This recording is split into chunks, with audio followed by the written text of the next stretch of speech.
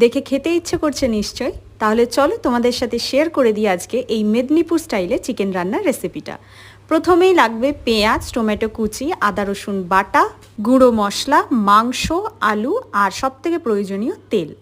তারপর কড়াইতে তেল দিয়ে তেলটা গরম হয়ে উঠলে পেঁয়াজ দিয়ে পেঁয়াজটা ভাজা ভাজা হয়ে গেলে ওর মধ্যে অ্যাড করতে হবে আদা রসুন বাটা। আদা রসুনটা ভালোভাবে ভাজা হয়ে গেলে ওর মধ্যে অ্যাড করতে হবে লঙ্কা গুঁড়ো, হলুদ গুঁড়ো, জিরে গুঁড়ো আর ধনে গুঁড়ো দিয়ে ভালো করে মশলাটাকে কষিয়ে নিতে হবে। মশলা থেকে তেল ছেড়ে গেলে তার মধ্যে দিয়ে দিতে হবে টমেটো কুচি। তারপর মশলাটাকে ভালো করে ভাজার পর ওর মধ্যে অ্যাড করে দিতে হবে মাংস। মশলার সাথে মাংস ভালো করে মিশিয়ে নেওয়ার পর তার মধ্যে অ্যাড করতে হবে আলু। এখানে আলুগুলো ভাজা নয়, কিছুক্ষণ নাড়াচাড়া করে ঢাকা দিয়ে রাখতে হবে। মাংস থেকে তেল ছেড়ে গেলেই তার মধ্যে অ্যাড করতে হবে পরিমাণ মতো জল। ঝোলটা ফুটে উঠলেই ওর মধ্যে গরম মশলা গুঁড়ো অ্যাড করে পরিবেশন করুন মেদিনীপুর স্টাইলে চিকেন। টাটা।